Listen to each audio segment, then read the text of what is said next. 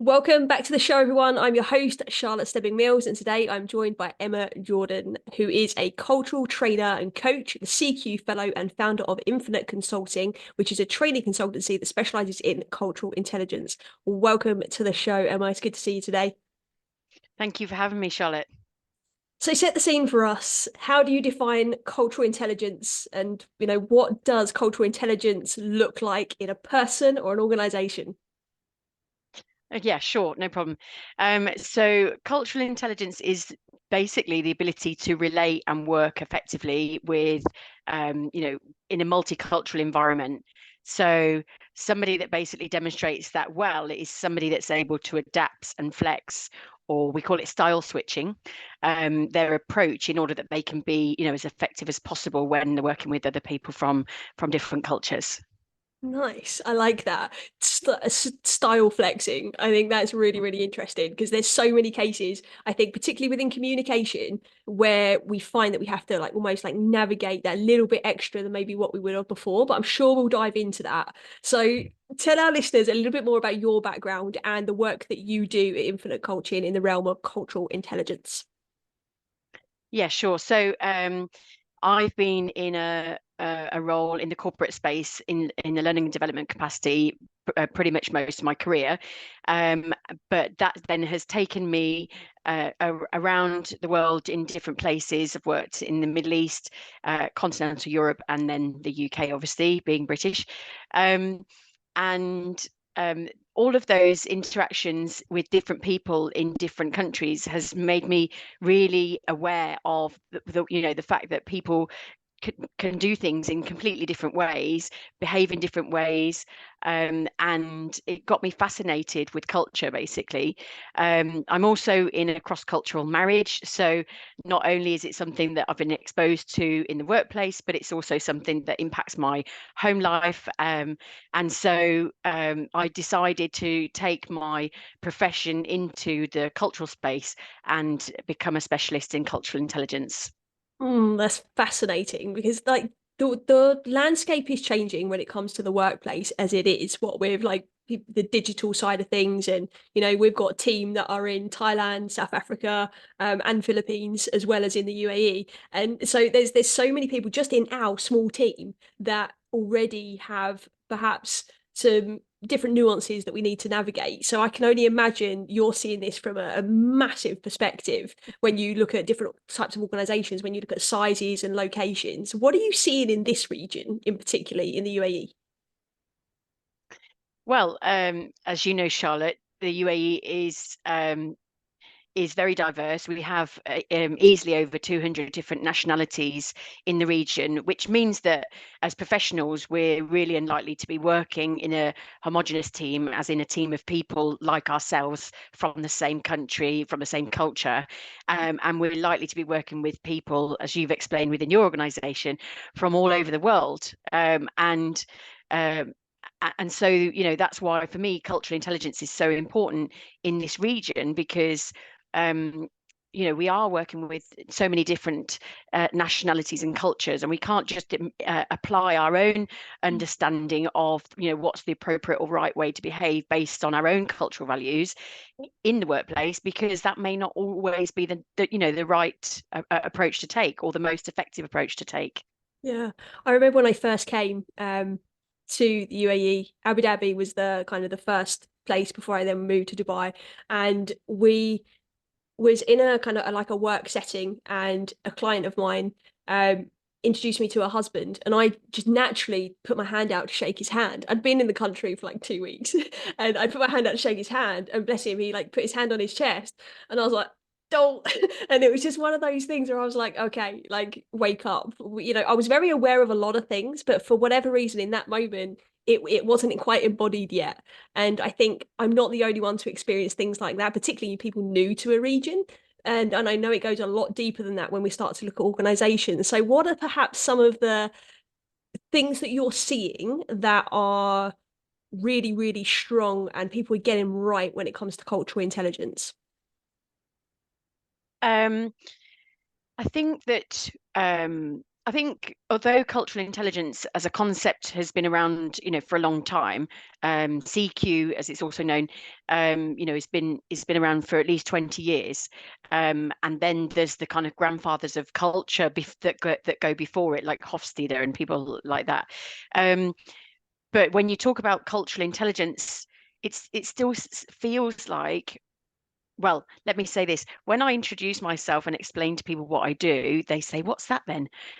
So I think that it's still in its in its infancy in terms of people actually really understanding what it is. But I think that I think it's vitally important in the workplace. And I think there does need to be a much bigger focus, a focus on it in order that we can make sure that people are being much more equitable and inclusive in the workplace.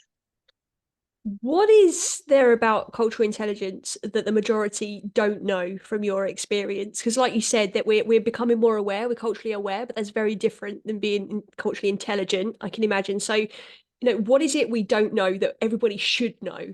Bearing in mind Yeah, our listeners are people that are leading workforces. So, what do they need to know that you keep seeing is maybe a little blind spot? yeah, sure. So cultural awareness is obviously, being aware of a culture.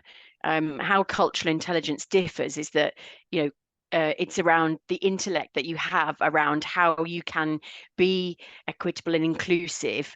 So it's not good enough anymore just to be aware of a culture, because you can be aware of a culture and then just not be motivated to do anything about being inclusive to that culture.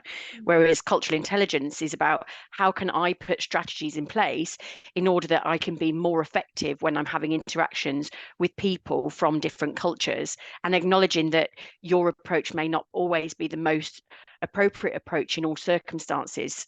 And once you become more aware of your own culture, it enables you to start to recognize the differences that you might see in other people.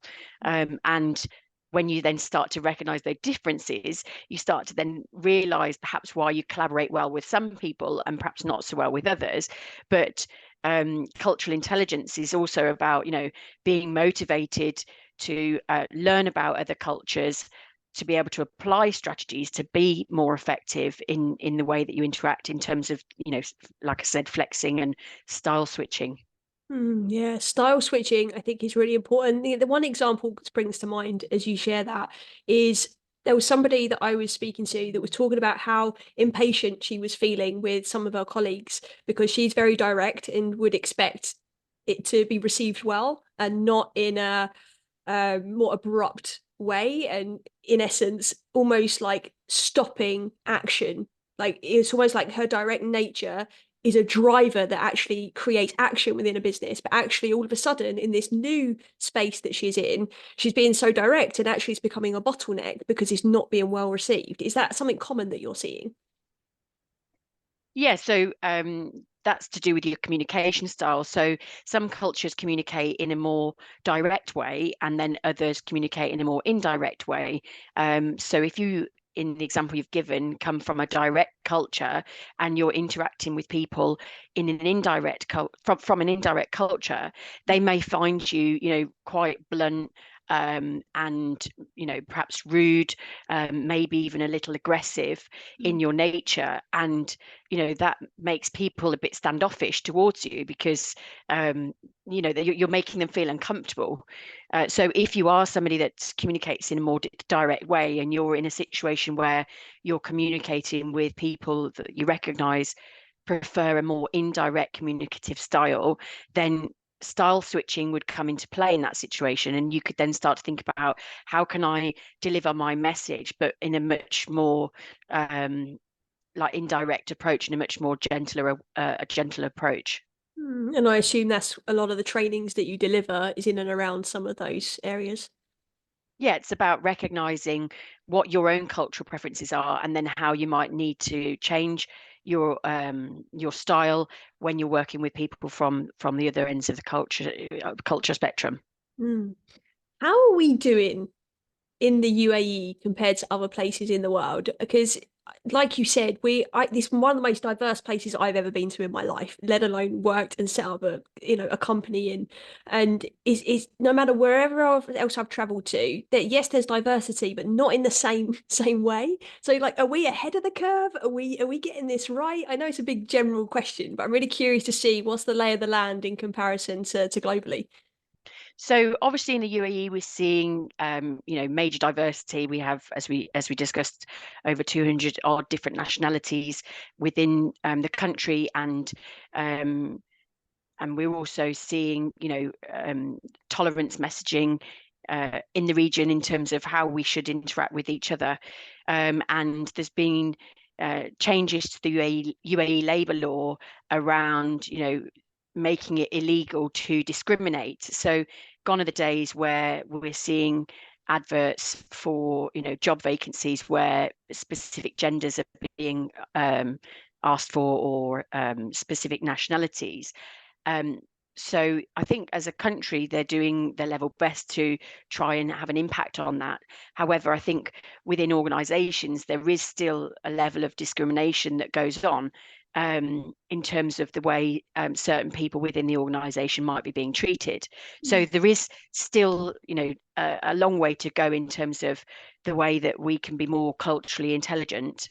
I think often when a certain group of people within an organization does things in a different way to the way that perhaps management might have expected, then it's immediately assumed that that's happened because of a level of incompetence in the individuals, when actually it may not be a level of incompetence. It might just be that their cultural approach means that they approach something in a different way to the way that was anticipated.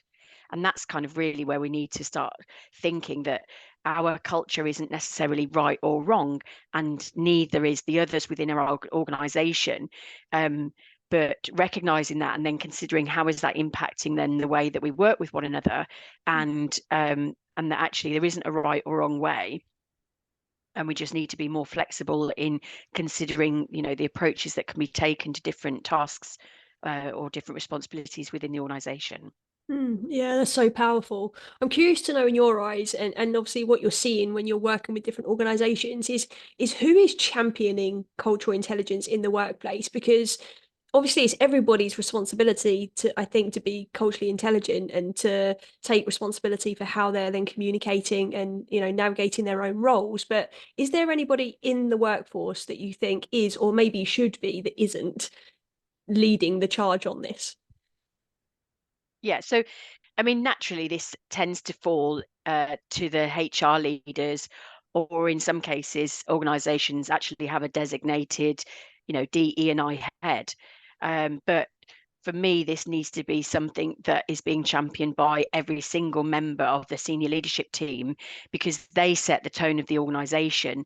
They need to be championed and being seen to actually be taking action on wanting to create a safe environment that where all employees feel valued and feel feel a sense of belonging, and they feel respected in the workplace. So for me, it shouldn't be down just to the HR lead or the DEI lead. It should be everybody championing this.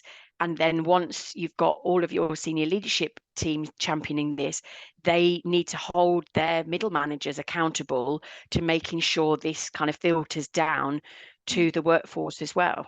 Yeah, yeah. It's amazing, isn't it, what lands on the shoulders often of HR when it is something, it's not a one person or a one department solution. It can't be something like this, can it? So what is some of the kind of consequences of senior leadership, for example, not paying attention to cultural intelligences? So having a high level of cultural intelligence within your workplace means that you've got a much greater level of innovation and creativity within your workforce, because you're able to have different perspectives from different cultures all coming together to tackle different projects or tasks within the working day. Ignoring that and choosing not to focus on it means that you can create an environment where only one perspective is considered, where misunderstanding or miscommunication within the workforce occurs because people aren't thinking about the way that they behave versus the way another behaves. It's just my way is the right way, and this is the way we're going to do it. And those misunderstandings and miscommunications can cost organizations millions of dollars. So it just doesn't make any sense not to be focusing on this right now. Yeah, absolutely. And that's like internally and how productive a company will end up being, but also on the consumer end of what it is a company does. They will start to feel that in some way, shape, or form. I think it's something that everybody is openly aware of and talking about now, and it becomes even more obvious when a company is not being inclusive of different cultures. So they've got the productivity piece, but that financial piece of the puzzle is huge, right? It's so important to be paying attention to it. So Emma, what is a good starting point for an organization that perhaps wants to start to pay a bit more attention to cultural intelligence? So I think it's about upskilling each of your employees, helping them to become more aware of their own cultural values. Mm. A bit of an introspection exercise where they understand. If most people don't know what their culture is, if you say to them, "Okay, describe what your specific cultural values are," they might be, there for a while trying to work out, well, what does that mean for me? But there are cultural assessments that you can do that help individuals understand their cultural value preferences. And once you become more aware of your own preferences, it means then that you can then start to consider what the value preferences are of other people and how you may need to put strategies in place in order to work more effectively with those people. Nice. So what kind of things do you tend to assess within these assessments? So I work with a 10 value cultural value framework. So it looks at your communication style, it looks at the way that you build trust, it looks at whether you prefer a hierarchical or egalitarian, like a flatter culture. It looks at things like, are you individualistic or collectivist? So do you focus on your own goals or the goals of the collective? Mm. Um, so there's lots of different areas that it looks at, but all of those values helps us to determine how does somebody communicate, how do they build trust, how do they make decisions, how do they lead a team, how do they deliver feedback, and all of those things affect the way that somebody behaves in the workplace. It's so interesting because it's something common, which I know for sure you've seen a lot of in your line of work, is companies taking on the strength finders, right? And starting to understand strengths. And I think that's really powerful training. It was for me when I first did it, when I was a manager back in the day. And it was really useful. However, nobody ever then got me thinking about it through the cultural lens. And I think that would have been really, really interesting. How are those two kind of intertwined? And perhaps how would you like to see something like strengths connecting to cultural intelligence? Yeah, I think so. I think for me that the way that D, E, and I is being tackled at the moment potentially means that you know we're creating a training environment where we're then tackling really sensitive topics, which then in a training room potentially creates you know controversial conversations and potential triggering conversations for people. Taking cultural intelligence as an alternative approach and saying, let's each do a bit of introspection about ourselves, let's learn more about ourselves in order that we can then understand ourselves better and then using that knowledge, interpret the behaviors of others and the values of others in order that we can be more effective, I think is a much better approach. So back to your point of, how does it compare with strengths finders? We're all fully comfortable with things like strength finders or Myers-Briggs, whichever self-assessment we choose to use, in order that we can do a bit of introspection and think about how we can use those strengths of ours or those skills of ours in order to be more effective in the workplace. Doing a cultural intelligence assessment is no different. It's a way of learning what values do I uphold, but and how can I, maximize that in the workplace, but then also how do I potentially need to, alter my approach in order that I can be more effective.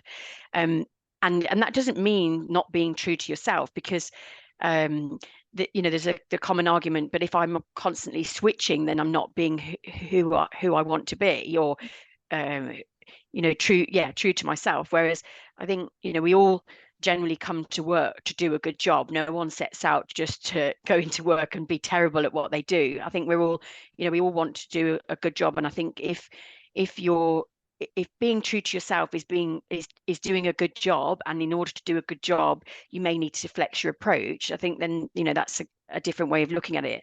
Yeah. It's actually valuable to flex the way that you conduct yourself in order that you can, be more effective at work. Yeah, I put that down to authentic leadership, which I'm a massive fan of. But I think sometimes we can think we're being ourselves, right? But if there's certain things that we don't know about ourselves, like you said, questioning somebody on, tell me about your cultural values. If we can't answer that question, how authentic are we really being in terms of our awareness? I think there's always another layer we can delve into. And I think that's really, really powerful, because we do need to be adaptable, right? This world is changing fast, especially in the workplace. And if we're not adapting and taking those moments of introspection, it's going to be very hard to then keep a team motivated to the highest levels to be able to then create the results that an organization usually is looking for, right? Yeah. So, Emma, is there any way a company, aside from assessments, like the assessments that you've mentioned, that they could measure their cultural intelligence? Is there a way that a company could, or a leader that might be listening to this could think, okay, well, how am I faring when I look at my own organization? What kind of things could they be thinking about to consider how efficient they are already at the moment? So one indicator might be an employee net promoter score, and some of the answers that are coming out of that. It depends what questions are included within that. But if there's questions around, inclusion and how do I feel valued and respected as a member of the team, then that might help an organization see that there's individuals within the team that are not feeling valued, and Mm. they could then start to kind of dive deeper into, well, what's causing that. Yeah. Um, Another thing could be like exit interviews. I mean, ultimately, you'd want it not to get to that stage, but people, do leave organizations, and sometimes that is because they haven't felt that they're valued or respected, and they've chosen then on to go on to new pastures.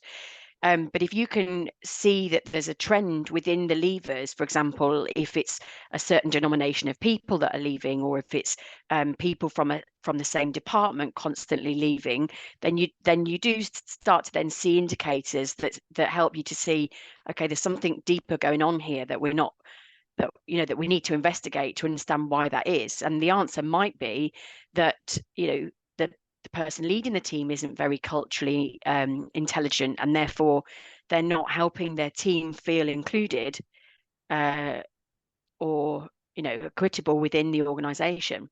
Yeah. And I think, and that's something that I actually want to talk about in terms of, often we talk about DE and I, we talk about diversity. We've got diversity here within the UAE because we've got 200 different nationalities. We talk about inclusion and how can we make people feel included, but we often miss out the E, being equity. And I think the equity is important because the age-old saying of, we need to treat people the way that that we would like to be treated is now almost become old-fashioned, because the way that you want to be treated isn't necessarily the way that others want to be treated. So that phrase has now kind of been changed to treat people the way that they want to be treated. And that's the difference between equality and equity. Equality being, yes, we ultimately do need to be respectful to others, and in terms of making them feel equal, but we don't equally need to treat them the same way, because we need to be treating them the way that they want to be treated. And what I mean by that is, some cultures prefer to have a much hierarchical cultures, and others prefer to have a much flatter culture. Mm. How are we adapting to that in the workplace in order that that preference is being accommodated? Some people prefer to receive feedback in a much more direct and explicit way, whereas others actually would be really deeply offended if you communicated their feedback in that way. So how are we as managers or leaders factoring that into our one-to-ones or our appraisals in order that we can be more equitable in the way that the person wants to be managed? That's so interesting. So we're in a time period now where everything is about personalization, right? You see this on like your apps when you're doing your shopping and things like that. They're suggesting what it is you want, not what it is they want to sell necessarily. And it's like you just said, you want to treat people the way that they want to be treated. But somebody listening to this might be thinking, but how do we please everyone? How can we possibly just treat everybody the way they want to be treated? We've got a business to run over here. What do you say to that? Yeah, I think the first thing is, if you think about the situational leadership, the Ken Blanchard model that suggests that you can't manage all people the same way because your individuals are going to have different levels of competence, and then because of that, some are going to need to be handheld, and others you can kind of just let loose and give them, enormous amounts of autonomy. And I think the same goes for when you're managing individuals in terms of their culture. You can't just assume that the way that you've managed people your entire career is necessarily the right way. Um, because typically when we learn our technical competence as leaders, we may have learned it in our home country, but you can't just pick up that and assume that your technical competence means that you're culturally intelligent. They're two different things altogether. So you do really need to start to think about, as a leader, how do I need to adapt my approach in order that I'm managing each individual in my team effectively in terms of wanting to get the best out of them, because that's what our job is basically as a leader, is to make sure our team is being as effective as they can be. And if it means that I need to model a different approach with each team member in order to get that, then for me that feels worthwhile. Mm. It does feel worthwhile, and I agree wholeheartedly. I can imagine that there are certain leaders out there that perhaps are not willing to be as adaptable, let's presume. What are some of the barriers you've come up against when trying to bring the concept of cultural intelligence into the workplaces? Yeah, so there's definitely tends to be a model of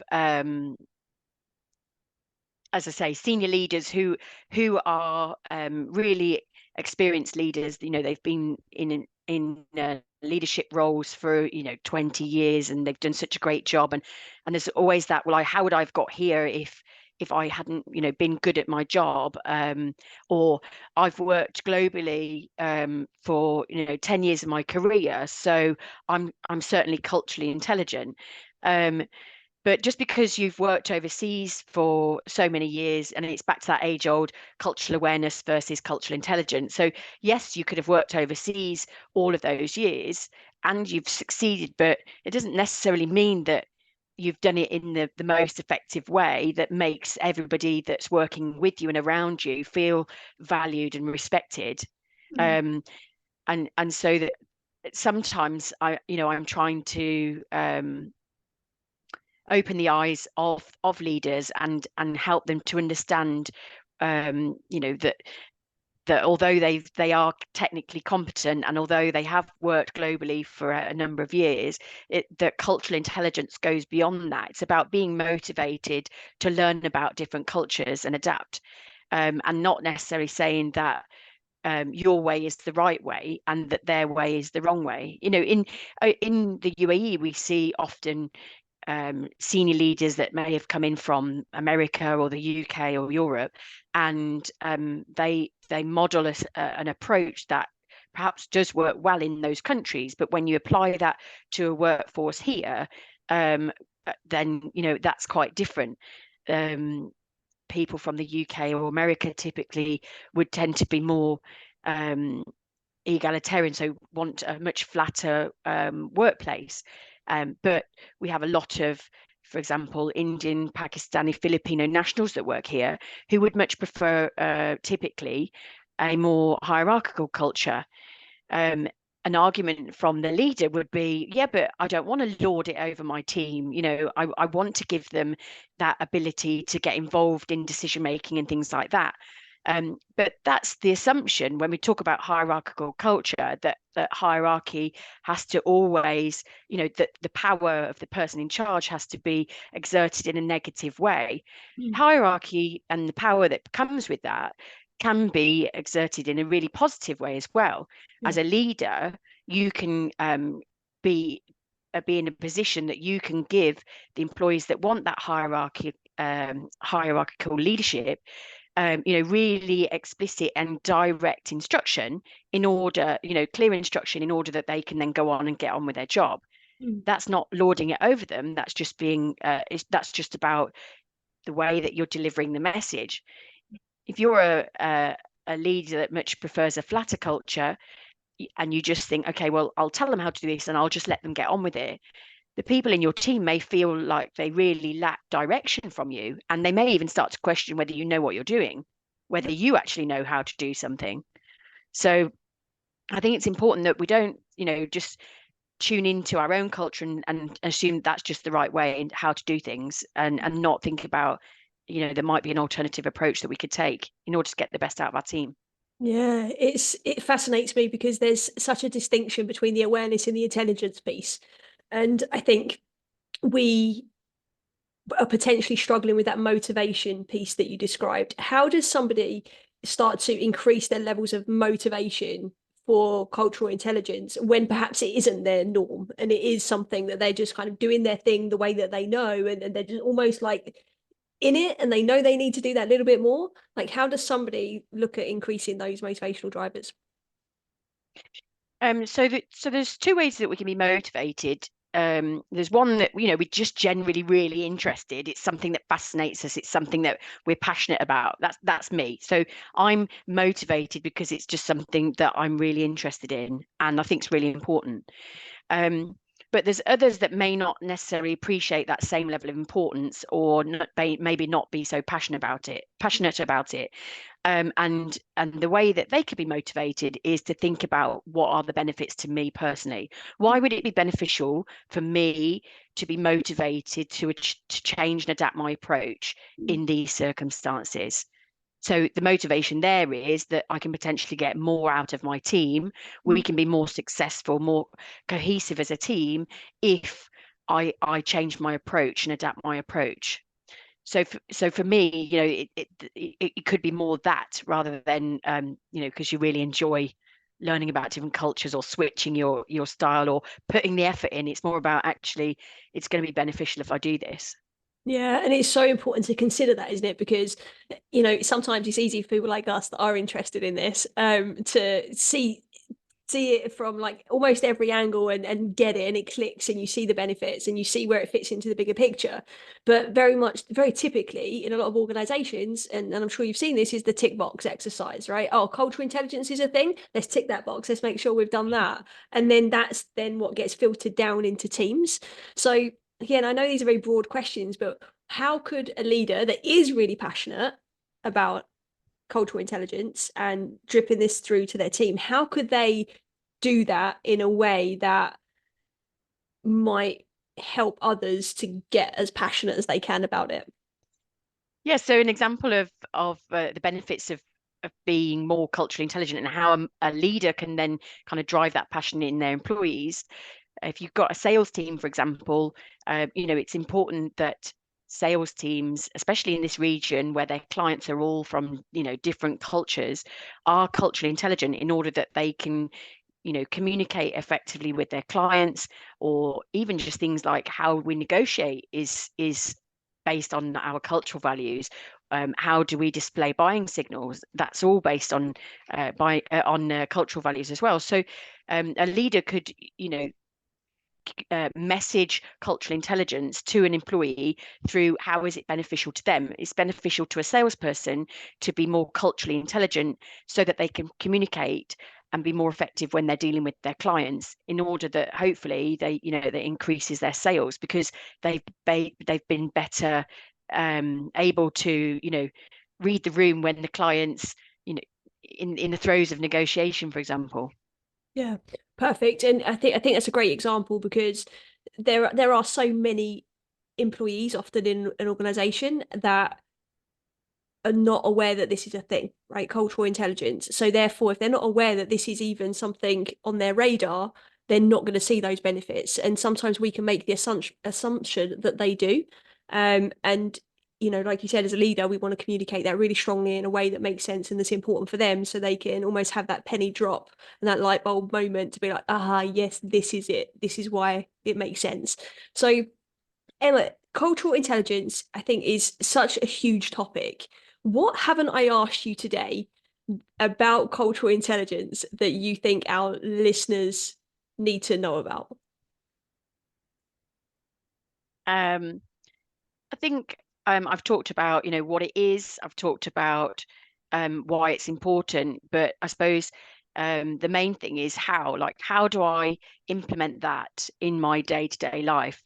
And my answer to that would be, yeah, when you've become aware of your own values, using, for example, the communication as that we've talked about. We've talked about whether you're direct in the way you communicate or whether you're indirect.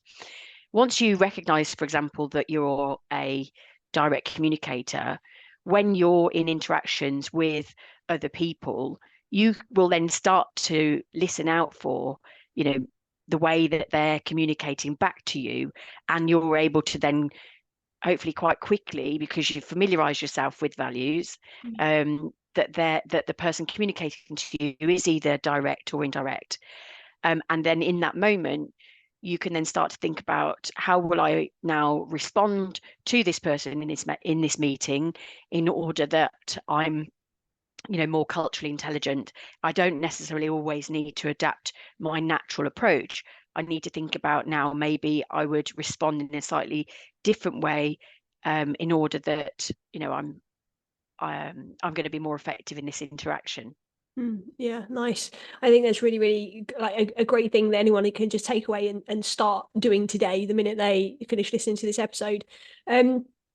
That being said, where can our listeners come and learn more about cultural intelligence from you? So I'm on LinkedIn, so they can start to follow me on LinkedIn, and I post daily on different topics around cultural intelligence, but also my consultancy offers different training modules. So if individuals want to learn more about cultural intelligence, then I would suggest that they get themselves onto a training course. Nice, perfect. And do you run the trainings on a regular basis that leaders from multiple different organizations can come onto, or do you deliver your trainings directly to organizational specific groups?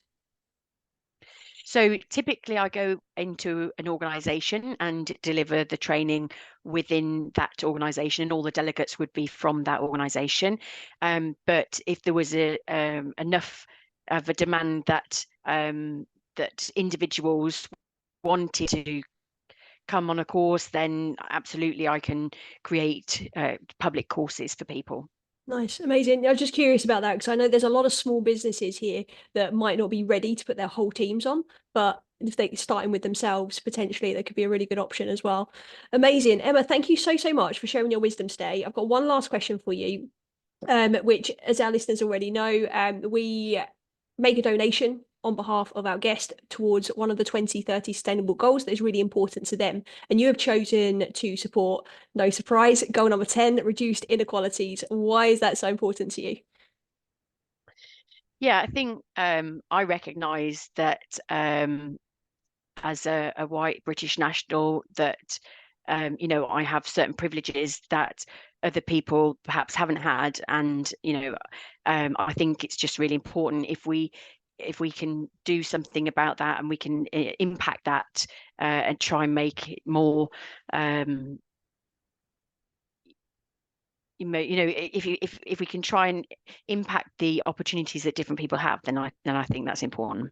Yeah, perfect. Amazing. Really, really insightful conversation today. And I think you've definitely planted some seeds. You definitely have for me and my cultural intelligence, for sure. And no doubt you have for our listeners as well, and how you can support them and their organizations. So thank you so much for your time. And I look forward to seeing you soon. Thank you very much, Charlotte. Today's episode was hosted by myself, Charlotte Stebbing-Mills, the co-founder of The Wellness Theory. If you enjoyed this episode, please do subscribe and share with someone who may benefit, and be part of our mission to help people realise when they're healthy and well, they can be a force for good in the world. I just wanted to share some more about our partner, B1G1. B1G1 is a global movement that enables businesses to incorporate effective impact creation into their everyday activities in a simple and powerful way. Through B1G1, businesses can choose from a wide range of verified projects around the world and integrate these impacts into their business operations.